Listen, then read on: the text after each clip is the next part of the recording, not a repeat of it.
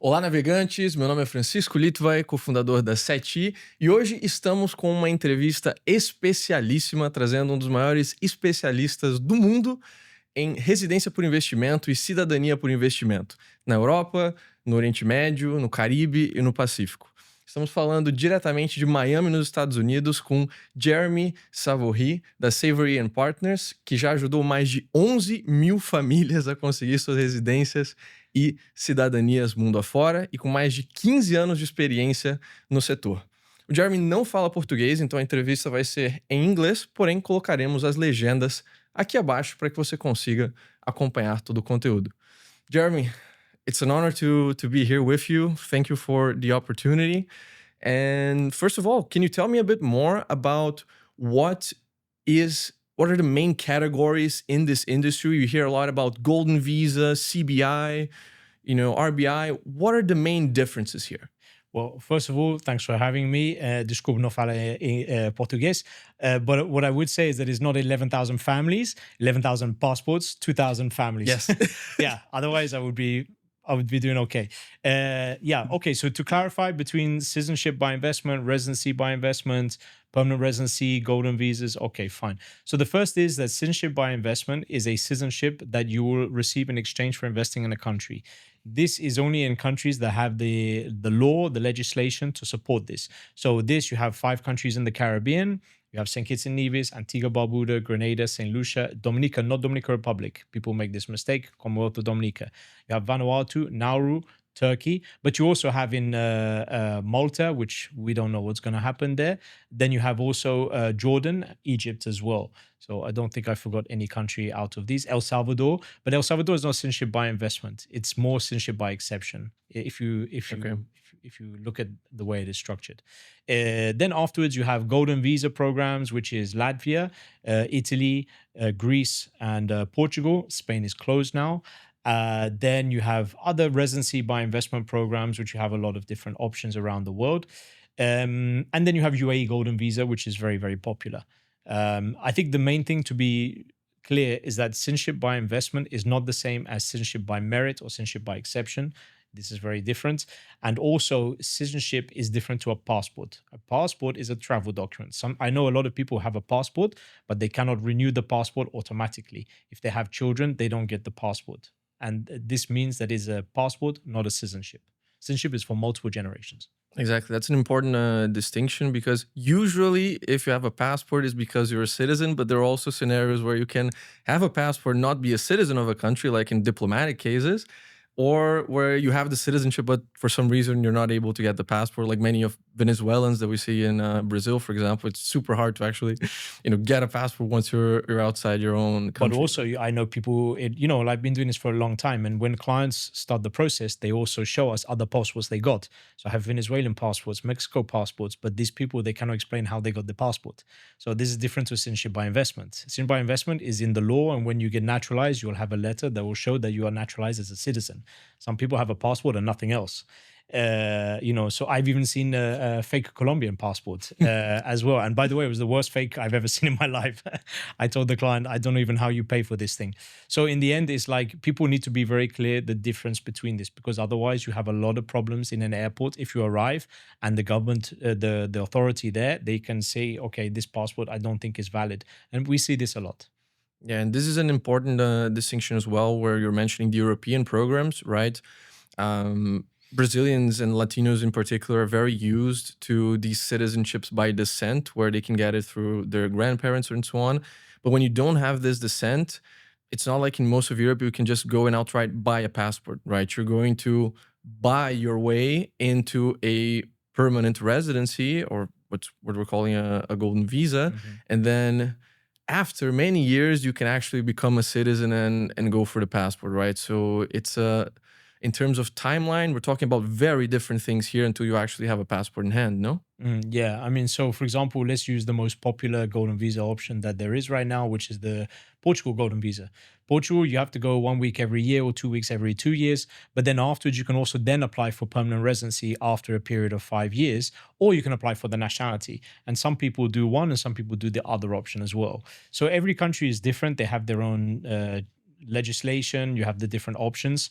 But we kind of talk about Portugal a lot because it is the one that is extremely popular because, these days it's not easy to be able to have a path to nationality through a golden visa. Usually you need, as you said, you need to be resident there, and resident means tax resident.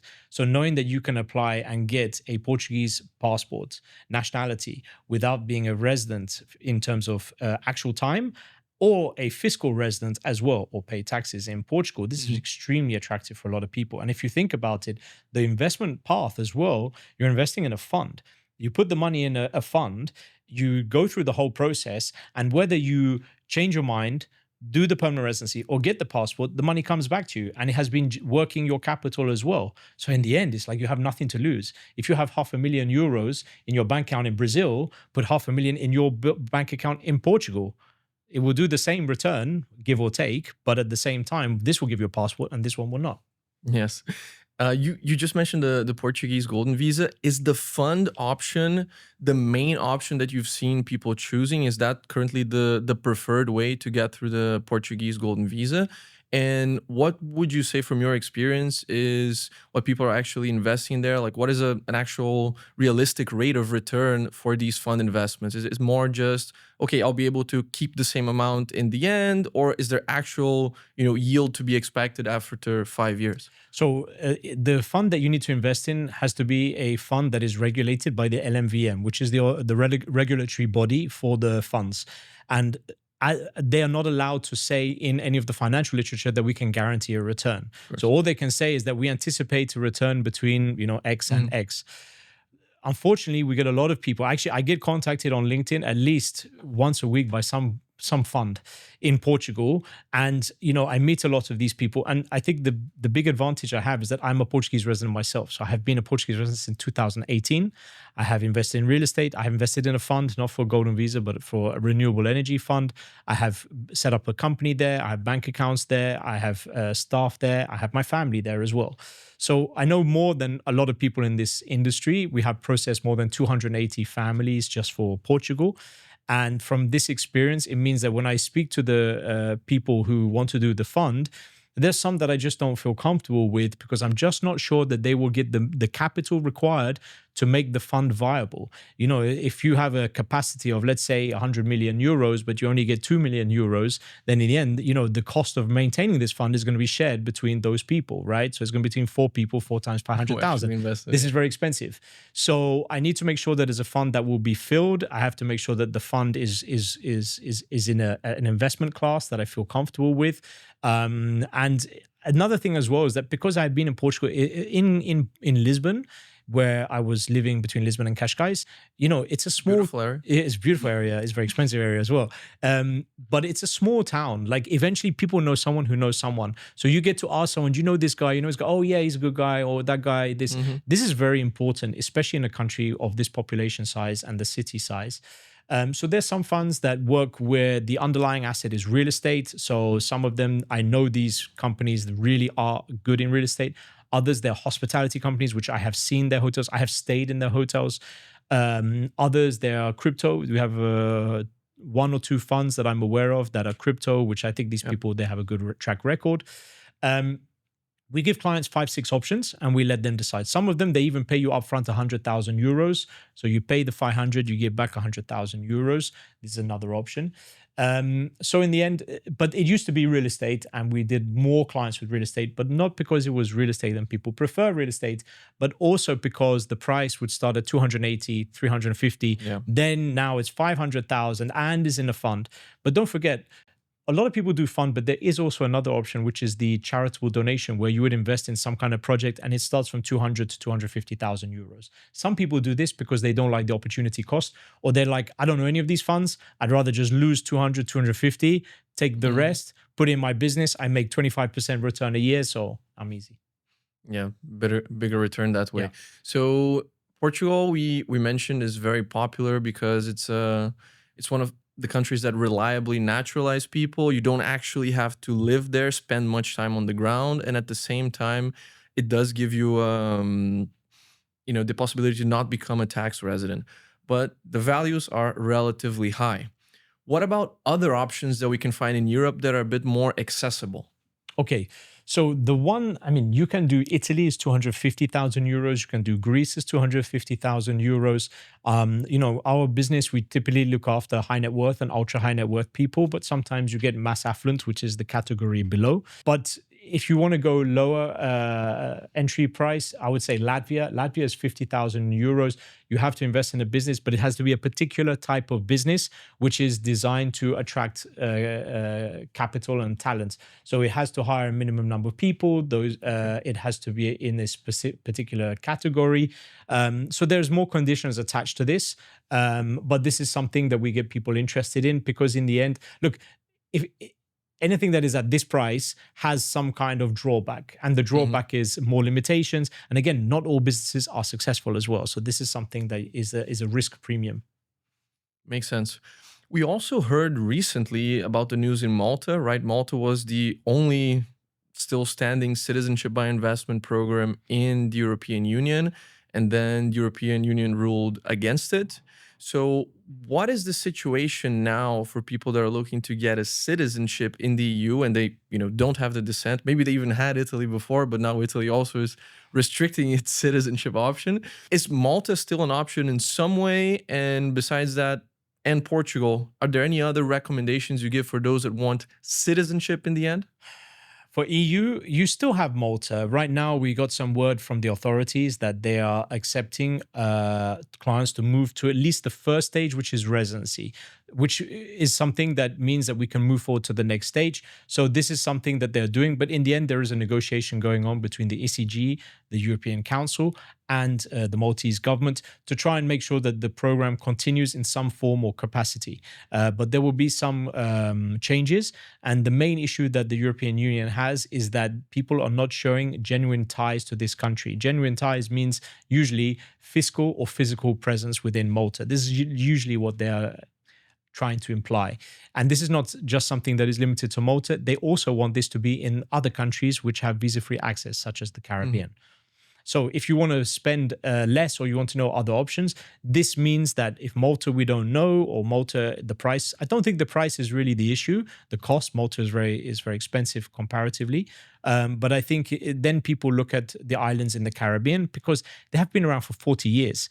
The passport programs are getting stronger. For some of them, they're adding regularly new countries that they have agreements with. So some of them, they recently added China, Russia, Brazil, Saudi Arabia, Indonesia. So they're adding countries. So that means the passport is getting stronger. But as you said, Italy is closing. Portugal has gone up in price. Malta, we don't know. Spain is closed. The Caribbean increased the price. People need to do things now because one thing is for sure, the price is going up, or it's going to close down, or it's going to get more complicated, or it's just going to create more of a backlog because something will say, oh, we're going to close next month, and then everyone does at the same time, and then people get stuck in the traffic. Makes sense. You mentioned now the Caribbean options. I think it's good that we go there because these are the OGs, let's say, of citizenship by investment, right? The countries that actually came up with the concept. So we're talking about 7 different island nations total, 2 in the Pacific, 5 in the Caribbean, that offer this kind of citizenship program. When one looks at a first glance, they all look somewhat similar. Let's say like, oh, it's donation, it's investment. What would you say are the main, attractives that these countries use to differentiate between themselves, right? Like in what scenario would you recommend one or the other? I mean, I can get very granular in some of the details. I can tell you that some of them, for example, Grenada, not a lot of people know, but the legislation says that if you get a passport through economic citizenship or you get it through you're from descendant, like actually Grenadian, the law does not distinguish. So other countries, they can always say that you got it through economic citizenship, and sometimes to add a dependent, you need to pay a fee that is higher than if you were born on the island. So these little things, there are small parts. But essentially, all the 5 in the Caribbean, they all have visa-free access to UK, EU. You have also some of them China. St. Kitts and Nevis does not do China because it has diplomatic ties with Taiwan. Some they have visa-free to Russia. Grenada has also the possibility of E2 visa. So if you want to establish a business in United States, Grenada is very favorable towards this. If you go to the Dominica, by the way, does not have visa-free access to the UK. It did have before, but also I also remember I've been doing this in the beginning. Dominica did not have Schengen, so I remember Dominica before Schengen. Then you have in the Pacific, you have Vanuatu and Nauru. Nauru is very new. It just launched at the beginning of this year. They only took around now 15 applications. It's very new. It's $105,000, and this one, the person in charge is from a compliance background. They want to avoid the mistake that happened to Vanuatu. Vanuatu is $130,000. Now, I understand some people they are not confident, let's say, in the Caribbean, and they prefer Vanuatu because it's much less expensive. Vanuatu will not really give you any privileges, but I understand that is a lot more. It is a lot less invasive in your private matters. Some people see this as a downside because in the end, it means anybody can get this passport, and usually it's not always good people. Some people will say, I'm very private about my investment, everything, and I don't want you to know, and they like Vanuatu. But also, if you look at the price of Vanuatu and Nauru, 105, 130,000, it's $100,000 less than the Caribbean. This is the premium that you pay for UK and Schengen visa-free access. So in the end, it's not for me to say, sometimes I feel that some countries are better than others, but in the end, it's for the clients to decide for themselves. We have done all these countries. We've done all of them. So, yeah. So basically, when we're talking about the cheapest CBIs available, we're talking Pacific, so Nauru, Vanuatu, and then Caribbean is at the point where it's a bit more expensive, but has a better visa travel access. And at the same time, they are members of a community that has a level of integrated settlement access, right? The CARICOM, which is what we South Americans have in Mercosur. To that extent, they have it in the Caribbean, and the Europeans have it when they have the EU citizenship. I think that's something that's worth highlighting as well, as it gives you not only a direct plan B in case you ever need it, but also, plan C, D, E at the same time. There's also other benefits. For example, they're British Commonwealth countries. So in the end, you have some benefits being a British Commonwealth member. So when you go to the UK, you can stay a little bit longer, for example, if you were to find work there or study. Also, understand that if you invest in Grenada, use this in the case in point. Grenada has the university, which is I forget the name. I think St. George's University. It's a medical university. If you're a Grenadian citizen, you can study for free in this university. So I have one client of mine. He did this passport. He moved there and he put 3 of his children through the medical university completely for free. So the money he paid for the passport, he made the profit on the passport. So sometimes I have clients that they made profit on the passport. So I give you a second example. I have another client. They invested in a real estate project there, and I made sure that they had a contract. The contract that said that they would get a buyback. And so the developer, after I think 5 years or 3 years, the whole time, he came back and he gave the person a check to give them back the money for the project. So she made a profit, including the rent was paid more than the fee. So she made a profit. I have another client, he got the passport and it was for another country. Again, all these countries, there are ways. And when he got this passport, he was African. You can say he was Kenyan. And so in the end, what he did is that he took this passport to his bank in Switzerland and he said, I have this passport. And they said, oh, brilliant. Now you went from high risk to low risk because of this nationality. And now the bank will not charge you this much on your loan. We will reduce it. So the money he saved on all his investments in the UK will cost more than the passport. So he made a profit. I really like all these creative uses of the passport, because when people ask, what is this passport going to get me? Usually the answer is just like, oh, you can get visa-free access to, I don't know, 10 more countries or whatever. And this is much more interesting when we think about it. Particularly, I think it's worth highlighting like the E1 and the E2 treaty visas. Check out the video that we did with André also here in Fort Lauderdale. We uploaded it a few days ago where we talked about the E1 and E2 treaty visas. Chile has it, Argentina has it, Paraguay has it. Brazil does not have E-treaty visa access. So if you do not have a European citizenship, getting a Caribbean one can be a way to access this visa that is one of the easiest for investors and entrepreneurs to get long-term access to the United States. So if here is your final destination, if that's the place where you want to do your business, then that can make a lot of sense in terms of a citizenship. But these are a few stories I can tell you. But let me tell you that it doesn't have to be that you find this small little deal. Essentially, I've been doing this for a long time. So as we discussed, 11,000 people. I deal with the family, usually the father or the mother, sometimes the sons or the daughters. They're all happy, really happy. I would not be in this business otherwise, but they're super happy with the results of this nationality because we have enough stress in our lives. And sometimes you just don't want to look about how much the passport costs.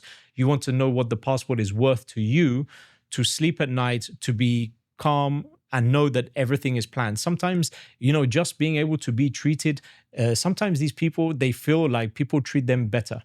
People treat them differently. It's not about geographical mobility. It's about wealth mobility. It's about social mobility. People find that sometimes they get access to a better deal. I have one client that his son was not going to get a job in KPMG as a graduate. He got this passport. Then they give him a job in KPMG. So the money he makes in KPMG pays for the passport. So there are many, many stories where people understand the benefits that it has. And I can tell you another story. It's like me, for example, like I have multiple passports. So for me, I didn't need multiple passports. But the first one I had was the French. I got it by ancestry, by descent. Mm-hmm. And people were like, why did you get a French passport? We have a British passport. We don't need it. But then afterwards, Brexit. Right. And then it's like, okay, so in the end, I'm not saying that I knew Brexit was going to happen. I'm not that smart. But essentially, in the end, it's only when there is a problem that you realize that you prepared for the problem. Yes. You don't wait till there's smoke coming under the door and say, okay, I need to get fire insurance because I'm too cheap to get fire insurance. It's too late when there is smoke. You want to get healthcare protection when you're in bed in hospital and you got cancer. You take the positive steps to improve your diet and to be better. So in the end, it's like you're taking a proactive step to protect, because if the one thing you should always invest before you invest in businesses and passports and things, invest in yourself. Yes. And to invest in yourself is education and making sure that everything that you do in future, you are making sure that you plan to cover all your assets and liabilities. Because let's say today you're a young guy, let's say you're 20 years old. You don't have much money, you have a lot of time and you have a bright future. Before you know it, you're going to be 50 years old. You have a lot of assets, a lot of liabilities, a lot of legacy to give to the next generation, but it's all on one passport. So the whole idea is that you're not really diversifying and you're not creating an insurance policy if you're all getting everything tied to one passport. And the biggest case in point is all these people that they have their kids in America and they say, I've got an American passport. It's free. It's easy. Like, I'm so smart. Until you become a multimillionaire and then you cannot get out of the US. Yes. Ends up being a liability for It's a huge them. tax And I mean, we, especially in the countries that we're seeing now, the way things are going with censorship in Europe and even in South America, Brazil, passports getting canceled. That's another reason to think of having a second option for your own freedom in the end. We talked about the Caribbean, and in the Caribbean, we're usually discussing donation and also investment options. So not just, let's say, burning the money, but investing in something. What would you say are usually the preferred routes when people go for the Caribbean, and what kind of benefits can people expect economically going the investment routes? So you have different options, but I think most people, they do the donation for the same reason. If your business is making 30, 40, 50, 60, 70% a year, they do the donation for two reasons. Number one is the opportunity cost. And number two is like, okay, I buy this property and then what happens if it's not rented? Then what happens if I cannot sell it? And so it comes back to peace of mind. If you have a business, you want to be focused and dialed in on your business and nothing else. So this is number one. But we also have had clients who invest in real estate, and some of them, they don't even want to sell their property. I'm super happy. I get a very high ROI. This is where the agent that you use is really, really, really important. When I started this business, there were not that many agents. Now there's thousands. Everyone just says I'm an expert. And yesterday they're selling a pension plan, insurance products. Today they're a citizenship advisor. The thing is, you need to be very careful, because where you invest your money, it can give you a good ROI or a bad ROI. So the advantage that I would say that we make us very different is that my background is real estate. I worked in real estate from the age of 23. So more than 20 years, I understand real estate. I invest in real estate. I make a lot of money from real estate.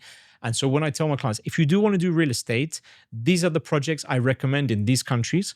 Or sometimes I say, don't buy in this country because the market is not liquid, because you are paying too much of a premium, because the ROI is not worth it. But there are some countries that I say, this is a good real estate product. I don't want to say the name of the countries because I'm authorized in 6 governments. Yes. And I don't want to upset the one that I don't say. So I always try to remain impartial. But I would also mention that some of these projects are very good, and you cannot just buy any property in any country. Except in St. Kitts, they give you the ability to choose any property you want. This property has to be investigated by the SKIPA, the St. Kitts Investment Promotional Agency, to investigate this property, to value this property, and authorize this property to be eligible for a passport. This process is very complicated. It takes time, but if you want to buy a villa for $3 million, $4 million, yes, it's worth it, because now you're not buying like somebody else. You're buying your own property, but you want the passport free with the property.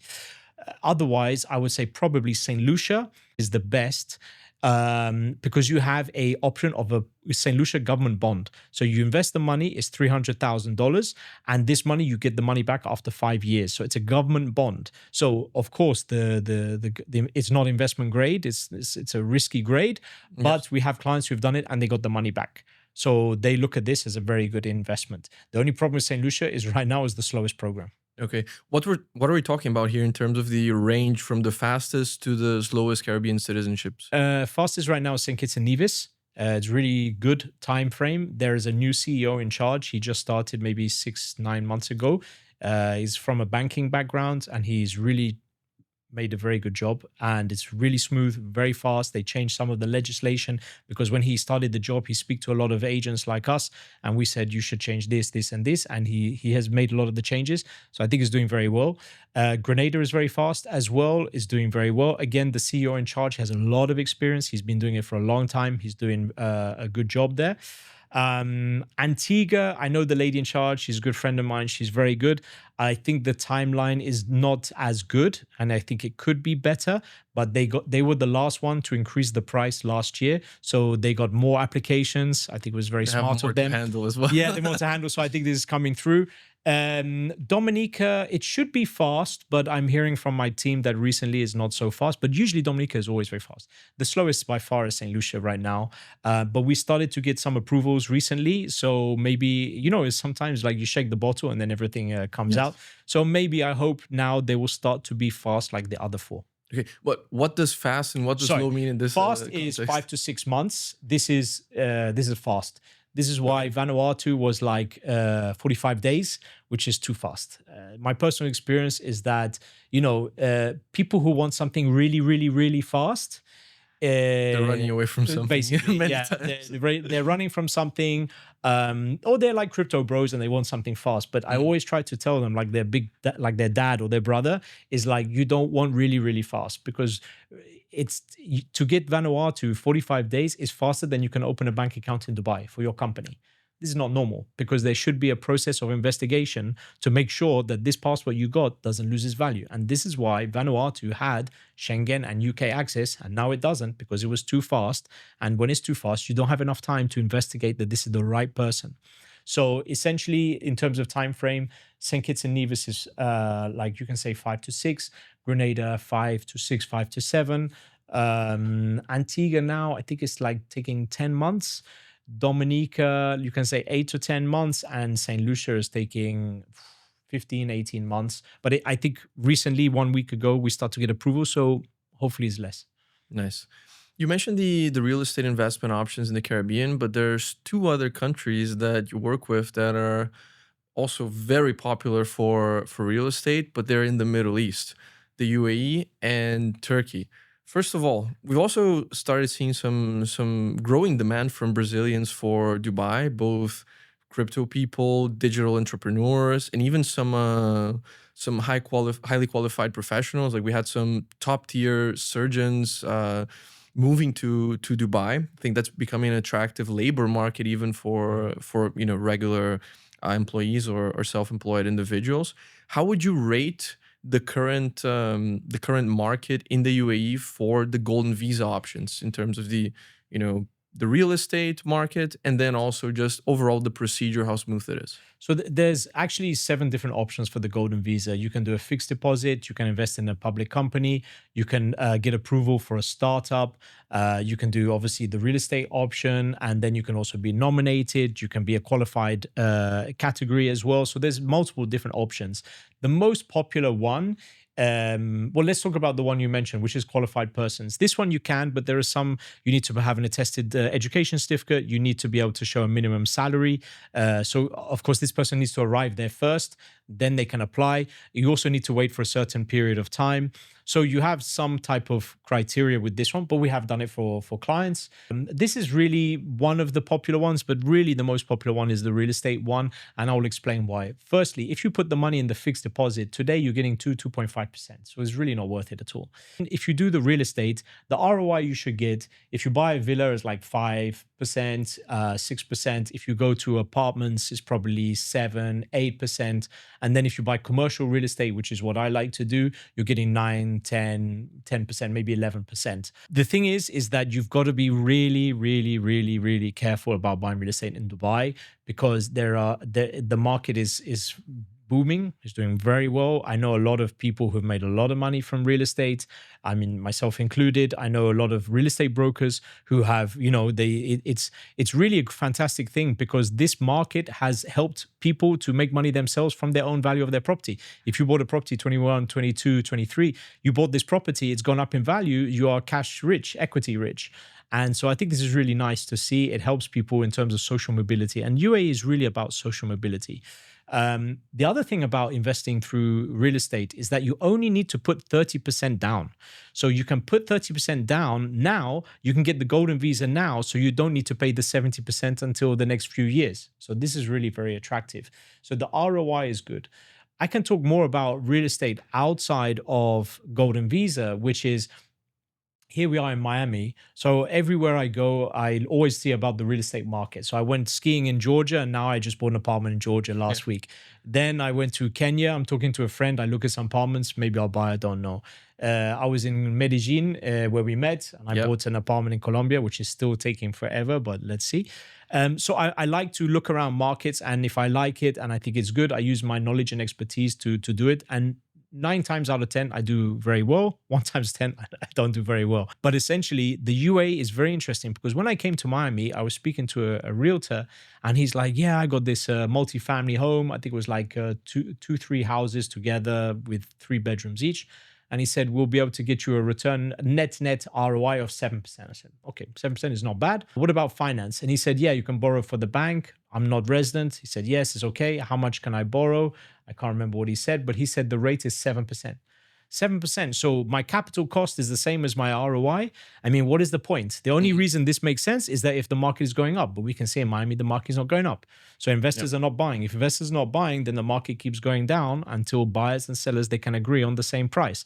So the market is not hot. There's no capital appreciation. The lending is not really attractive, the ROI. So I'm not saying you shouldn't do it. If you are a cash investor, 7% when you're getting 2% in the bank, it's good. But when you go to the UAE, you can get an ROI of 7, 8, 9, 10%. Sometimes I've done stuff with 20%, 15%. But when you do this, you're borrowing from the bank at 4%. So you're getting the spread actually is the spread is fantastic, and you're making excellent return on investment. Plus, you're getting capital appreciation, which in the last few years is 10 to 20% every single year. So the UAE is a really good market. The difference with the UAE right now is that now there's more and more people, more and more projects, more and more supply. So you need to be careful where you want to invest. But I would say, instead of trying to say, yeah, but I don't want to lose 5%, I don't want to do 10%, it's like, look, there's no magic time. Even me, with all my experience, and I have a team around me that help me to invest. I have a lawyer and I have analysts. So even me, I can get it wrong. The idea is real estate is medium to long term. It's not the money you make in one day, it's the money you make in 10 years. And the future of the UAE is extremely bright. I don't say this because I'm a UAE resident.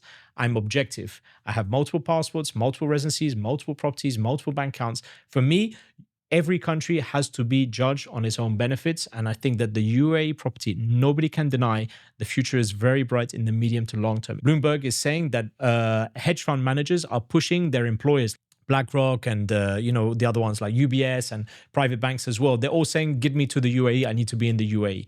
And the financial capital is fully booked. There's no space. And they're building another financial capital. In business, you need to go where the money is going. The money is going to the Middle East. It's going to the UAE, Saudi, not so much. Qatar, no. It's going to the UAE, but it's also going to other countries, Paraguay, Singapore. In my experience of investing in different parts of the world, US is always good. You should always have a look at the US. It's the most liquid market. It's a very it's a market that is designed for real estate. But the UAE right now, you cannot beat this type of returns. But you just need to be very careful. And this is why I get a lot of inquiries, because people don't trust a lot of the real estate brokers, because all the real estate brokers, they say buy. Yeah. And if you don't know, and you don't do your education, and you don't do your research, and you don't have access to data, you could buy the wrong property. Makes sense. I think one aspect that you highlighted here is extremely important, that most of the CBI, RBI countries that we're talking about are usually countries that, except for some cases where the kids go to university and so, are countries that you're not actually going to, right? Most of the Caribbean countries or the Pacific countries, most people that get those passports, they never even go there.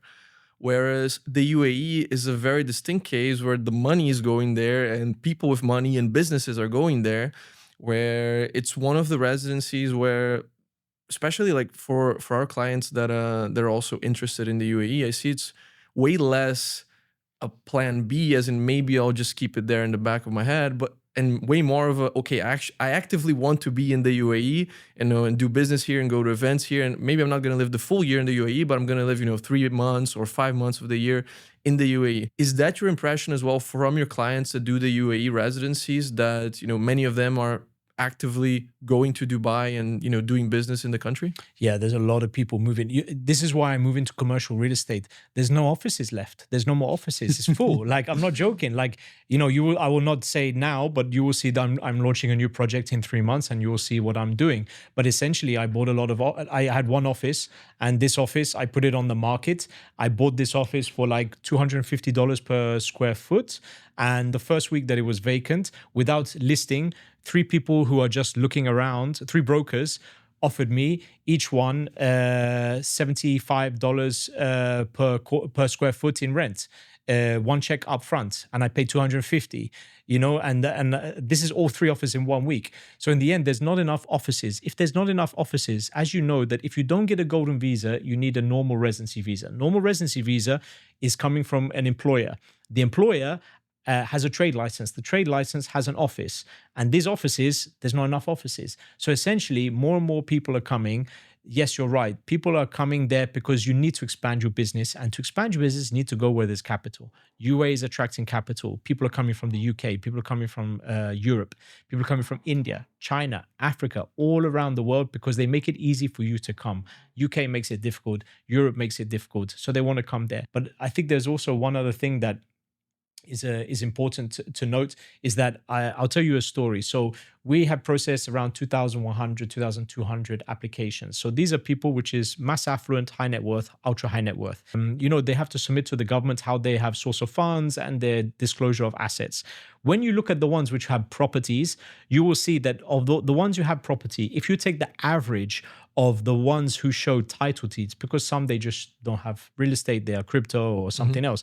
But the ones who had real estate, if you take the average, you will see that the number 1 country where they would have a property would be in their home country, which is normal. You will have in Brazil and I'll have in UK. The second is in Dubai. So everybody's second property is now in Dubai. This is very interesting. Historically, it was UK. Always, people always had in the UK. I don't know what it's like in South America, but everywhere from Europe all the way to Asia, especially Asia and Africa and Russia and Middle East, all of them, their property, second or third, was an investment property in the UK because it's safe, historically is very good. These people are selling, they're going to Dubai because Dubai now has become less emerging market and more kind of developed market, which is very, very important for analyzing risk and risk return. So when all these high net worth people, their second or third properties in the UAE, this tells you a very big story that everybody needs to have something in this country. Maybe today you get you make 5% profit, doesn't matter. It's a long term. And don't forget, to buy the property, total cost is 4%, between 4 and 6%. So that's all you need to pay. No capital gains tax, no income tax. You can buy in cash, you can buy in crypto. It's very simple, very straightforward, very liquid, and tax-free. Like when you compare every other real estate market in the world, and you can get the leverage as well. I mean, it's a no-brainer. I remember seeing one of those infographics that showed that for the last year, the 3 countries that lost the most high net worth individuals, liquid millionaires, were China, India, and the UK. And the top 3 that received the most were US, UAE, and Singapore. So And that's exactly the trend that you just said, like leaving UK, going to UAE. UAE is a small country. Singapore is a small country, but I was with a dinner with some British expats, and they said that Singapore is not making it easy to renew your residency card. So where are they going to go? If you're working for a multinational or any other business, where are you going to go? You will go to the UAE. So in the end, this is more business. So in the end, yes, there is a lot of supply in the market in the UAE, but there is also a lot of demand as well. And I see that with the UK non-dom, I see the situation in Europe. And then I just see that everybody, whether they live there or they don't live there, they're investing in there as well. You mentioned also these countries which are having the largest exodus. Actually, after the UK came Turkey. And so you were asking me about Turkey as well, right? Yeah, so that's an interesting part because the UAE is a great place to make money, is a great tax residency, is a great place for incorporating your business. But for the citizenship flag, these Middle Eastern countries are notoriously difficult, even next to impossible to naturalize normally. Whereas, well, next door we have one of the most flexible countries when it comes to real estate investment for citizenship. So how would you rate Turkey's citizenship by investment program, given that it also has an exodus of millionaires, but it's also attracting so much capital in this program? Well, everyone knows the inflation situation in Turkey is really bad. Even I had some money and I thought, let me invest because the bank, the inflation rate is around 70%. The bank was paying around 40, 45, 50% interest. So I thought, okay, let me just try it. I put some money in. And it's true, every month I was getting the interest, but every month the value of the currency was going down. Yes. So in the end, it's like, this is a waste of time. So in the end, I just exited. I mean, there were other ways you could invest in Turkey. I could have done it through a dollar denominated bond or sukuk, for example. But in the end, it was like, I just wanted to try it out and see. But the thing, I visited Turkey many times in the last 12 months because I have clients there. So I know the real estate market pretty well. I know the areas. What's happening is that the market is suffering. The economy is suffering.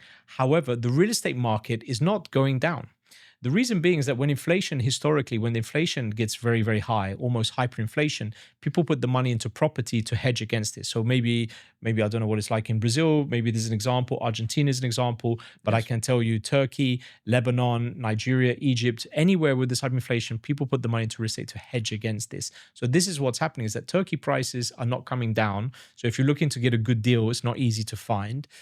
Rental yields, you're looking around 5, 6%, 7 maybe is a bit difficult. I think this is what's happening. You also need to be careful that when you buy the property, that the person selling it didn't already buy the property and got the passport, because the same property cannot be used 2 times.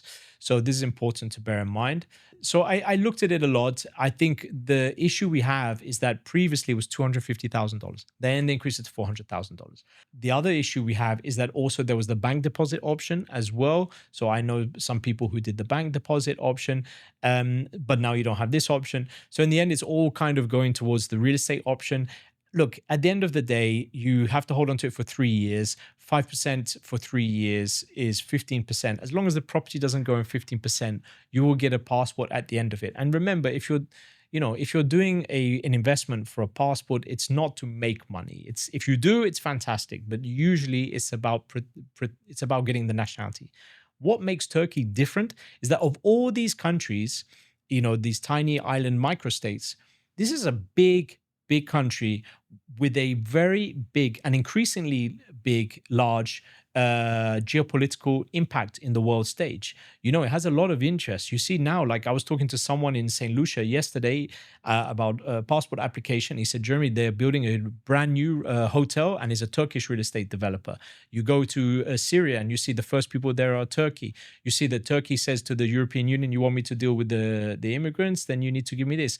You see that they have a lot of geopolitical stance, which if you're looking to get a nationality from a country, I don't think you need to worry, because Turkey will also help you. Don't forget, historically, when people have been kidnapped in foreign countries, it's usually France or Turkey, which are the first, and America, that take care of bringing its citizens back. I did have it for a Caribbean client. He had the St. Kitts passport. He was in Sudan when the war happened like a few months ago, and the British government evacuated him, take him to Cyprus because he's a British Commonwealth passport. So people say, I don't need a passport. Believe me, it will have a lot of value, financial, social, and geographic as well. But yeah, so Turkey has a lot of power. Yeah, that's something that I think is also not commented enough, which is the consular and embassy network of a country, right? We're talking about these small island countries. Maybe they have three embassies, two embassies out there. Five. Whereas, yeah, whereas a country like Brazil or Oh yeah. like Turkey will have representations all over the world. And this is valuable not only in emergency situations. I've already had cases where, for example, I was in Cape Verde, I was in São Tome, and I would hit up the Brazilian consulate or the Austrian consulate and talk to people, and they're very happy to see you there in this small country where there's not that many of your nationality. And because you have the nationality, you immediately relate, have this level of friendship, and people having goodwill towards you to intro you to new people, show you the way around. So it's also when your country has a consulate or even an honorary consulate in a given city, that's also a doorstep that's a door you should ring to really get your way around. And a big country like Turkey has a lot of them. Yeah, so I see that Turkey is quite interesting. I was actually looking to do it for myself. The thing is, for me, is like the opportunity cost of $400,000. I was thinking, okay, I have four passports. I would just started a fifth one just 2 months ago. We will see. But in the end, I'm not really. I don't see it. Some people say, Turkish developers, definitely. Look, Mm. I'm from real estate, so I don't want to bash real estate people, but really there's good real estate people and bad. And I know the difference because I know it very well. But essentially in Turkey, Turkish developers, or they will say, oh, the price is going to go up, you should do it now. It's like, the price is not going to go up. The price is not going to go up. Because if you look at the data, when they increase the price from 250 to 400, the application is going down. It's very normal. Once you increase the price, it's going to happen, not because it's gone up from 250 to 400, but because the number of people that can afford this or see the return on investment, it will diminish, not by the difference of, let's say, 40%, but it will be diminished by 100%. So it's normal. And there's also people who say, it's too late now. I don't want to do it because I could have done it. And by the way, in society and life, there's always people who don't do anything because they're so mad that they didn't do it before. Yeah. And I have seen this many, many times. It's like, why didn't you do it? It's like, no, I don't want to do it now. I And now don't I'm need not it. gonna do Yeah, it. I don't need it. I don't need it. You do need it. You're just mad because you didn't do it. And this is why I always tell people is like, you should be doing this ahead of schedule, because a citizenship application, to prepare your documents, to prepare the money, to be able to submit and be able to do it before the government tomorrow, they say, okay, we'll close the program in 1 month. You don't have 1 month. You need to be really, really prepared. I think Turkey has something that I think is, there's not so many countries which have this type of size that can do the passport. I mean, we had Cyprus, it closed, but this is not Turkey. Turkey is much bigger. Montenegro is closed. But yeah, so I think it's an interesting passport. Before we wrap up, I'd also like to hear your comment or your thoughts on the proposal by Argentina to launch a, not yet exactly clear if it's a golden visa or if it's a citizenship by investment for 500K. As a practitioner of the industry, do you think that's a realistic, price point for a country like Argentina? I think it's a very good price point. I think 500,000 when El Salvador is 1 million. Even if you have residency requirements. I mean, look, residency, the problem is if you become tax resident, Argentina is going to kill you. This is the downside. But also don't forget, if you get Argentina, you could even go to Spain and within 2 years, you get the Spanish passport. So it's almost 2 for 1. But look, I think it's too soon to say. In my career, I have seen many things not really start, not really take off, or when they take off, there are problems. So I think we just go slow. Experience has told me, like, don't try to be the first one. Let other people be the first, and when they fall down, you can go on top of them. This is what I've seen. I think also you need to understand constitutionally, it's not like Milei can say, yeah, we're going to do this, and then everyone will do it. You saw what he did with his own coin, and then you see what happens. Yeah. So let's see what happens. But if it does, I think it's good for people in general to have more options. People want more options. It's interesting. The other thing as well that I think is also attractive is that, I'd love to buy some kind of vineyard in Mendoza, and and this. It won't be real estate. But if it was possible, then Yeah, would- but would definitely, be amazing. everyone would have their own wine farm or vineyard.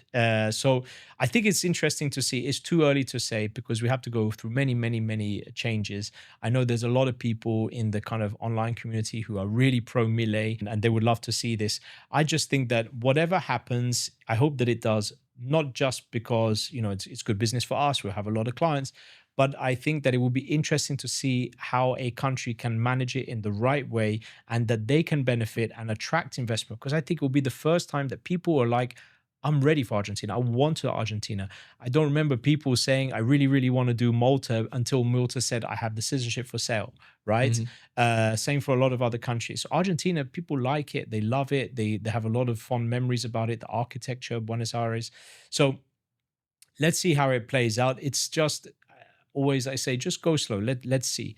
Because there will always be something in the legislation that maybe we will need to be careful. Yeah, I think that's an important distinction as well, right? The countries that are attractive because of their residency and tax programs, for example, Paraguay, and the countries that are attractive because of what they are, right? Spain or Argentina or so, that these countries can even, you know, push it more in terms of taxes and how much they're gonna screw you over, and people still want to be there because of how the lifestyle is, right? We see so many clients that they just want to be in Spain, and when we show them, the tax consequences of it, they're like, this is so much. Which people want to be in Spain? Many Brazilians, Yeah. in it's after Portugal, I would say is the number two in all of Europe, especially because of the fast track to citizenship for Brazilians as well, right? The 2 years, but also because of the lifestyle, and then Also, you have the tax program is beneficial, the Mbappe law as well. This is quite attractive for some people. What is it, 20, 25%? I can't 24, remember. 24. 24%. So this is live in Barcelona, pay 24% just on the on it's not the best, but it's not too bad. But yeah, I think, look, this is the thing, is that I think this is a Brazilian thing. It's not the rest of the world. Yes. I think I wish that more Brazilians would really start to think other than just these two countries, that there are other countries. Exactly as you said, Paraguay, I think, is something that is of interest. And I think the UAE is getting very, very diverse right now. I didn't meet too many Brazilians in UAE, but I think it's a place that, look, if you look at my story, 17 years ago, I moved there. I never been there before. I arrived in the summer. It was 50 degrees. It was Ramadan, and Ramadan then everything was closed, like nightclubs, no alcohol, no nothing. It was terrible. But in the end, I stayed, because I realized that in business, you need to stay when people want to leave, because everything is a challenge, is a test about your resilience. And so I'm glad I stayed. But now Ramadan is fine. The weather is still 50 degrees, but now Ramadan, you can party. You are, there's a lot of everything. It's a very relaxed country. But always remember that it's not your country. Like, you're staying in someone's country. So if someone invites you to the house, respect their rules in their house. But it is a country that is, I've had it's been very positive for me. It's difficult moving to another country, always adaptation. Until anything changes regarding tax in the UAE, I'm happy to stay. And I think is another thing that maybe we should talk about, is that it's not always about whether I'll get the passport, because the UAE will not give you the passport. Mhm. It's not about tax, because UAE didn't have corporate tax before. There is one very important thing, that if you're an entrepreneur or a businessman or investor, there is another thing that is very important, is that, can this country help you to grow your business? Can it give you the platform? Can it give you clear infrastructure and ecosystem in terms of, is it easy to open a company? Is it open to open a bank account? Is everything online? Is it forward thinking? Is it giving me other benefits? Is it a place where I can do business, and there is a concentration of capital and talent? I'll give you an example. I bought a house, and when I bought the house, the guy I bought it from, he ended up being an introducer of business to us. And then afterwards, the broker who put the deals together, he ended up saying, please come to my company and do a speech in front of my agents about the second passport and residency. So we got business from this. And then afterwards, I put the house for rent with a short-term management company. And this guy said, what do you do? And I said, I do Portugal visa. And he said, okay, I'll do Portugal visa with you. So in just one real estate transaction, I got all this business, plus I made money from the real estate. Where else you will get all of this in one place? So in the end, this is why I see that a small landmass with a high concentration of high net worth and ultra high net worth people, if your business is face to face, shaking hands, you need to be there. If your business is online, go and live in Barbados or Paraguay. You don't need to meet anyone. You live very, very, very nice. And all your money is online, royalties and passive income, it's fine. But if your business is about being next to people and meeting people, I mean, it's Hong Kong, not anymore. It's Singapore probably, and then the UAE. Yeah. The new American dream is also a UAE dream. This is what they're saying. This is what they're saying. It's not me. Look, I'm just being very honest about it. I'm never pro any country. I respect that I'm British. I respect that I'm French. My wife is from Colombia and I love Colombia, as you know very well. I've invested in many countries, which I love as well. And I have clients from all around the world. We have more than 70 nationalities we have processed second passports for. And I learn from all of them amazing stories and they become friends. But today, when I compare UAE and I benchmark it to the USA, to other countries, I don't see any other country that is giving me or my business or my friends more than this. So to close up now, let's just assume that we have you, the viewer, who is maybe a big agro guy in Brazil. You have your farms in Tocantins, or you have some industry, or you're a big finance guy, and you've never done any of this before. You've never done any second residencies or citizenships, and you're watching this video, got interested. What would be the one piece of advice you'd give to someone who never really did any of these things and now wants to start preparing their residency and citizenship strategy? DYDD, do your due diligence. The industry has changed a lot. And unfortunately, there are a lot of people who really are very, very new to this business, or they are not being fully transparent with the client. And I have noticed this a lot in second passport business or residency. You need to, unfortunately, you need to really know. And this is why, as you know, I started a YouTube channel called Millionaire Migrant. It's because people don't meet me. I have my team, I have my company, and you'll rarely meet me. My team are very well trained. They're trained every week. But because you don't have access to me, people want to get access to me. So what I did is I said, okay, twice a week, I don't fly anymore. I just sit, I record a studio. I bought a podcast studio. So I bought an office. I paid for the equipment. Everything is there. I have a videographer. I have a team that prepares the research. And I do this to help people to get good quality information to educate themselves. It's very important to educate yourself. So I would say that this is the main thing, is do all your research, but it's not about today that you need a passport. Or citizenship. Citizenship is up for multiple generations. It's whether you think that your grandkids will need it, because Brazil will introduce citizenship-based taxation. Can anyone swear that Brazil will never introduce citizenship-based taxation? No, we can't, right? So in the end, if you want to protect your grandchildren, just like you just want to give them the best education, the best healthcare, your will and your inheritance, you also need to have a passport as part of this equation. Fantastic. So yeah, Millionaire Migrant is a fantastic YouTube channel. We've been following it as well. We'll leave the link here in the description so you can subscribe. It's a full-on recommendation from the SETI team. And yes, if you're interested in any of these programs, then you can also reach out to us. We'll connect you directly to Jeremy's team, and then you can evaluate which program makes the most sense for you. And I also want to add, Francisco is a top guy. I've known him for some time now, and me and my team, we're very happy with you guys, with you especially. He's a very decent guy, very transparent, very straightforward, very educated. So I think his future is very bright. So thank you very much for inviting me on this one. It's been a pleasure as always. It's been an honor for us as well, Jeremy. Thank you very much. And remember, all the information will be on the description below. Till next time.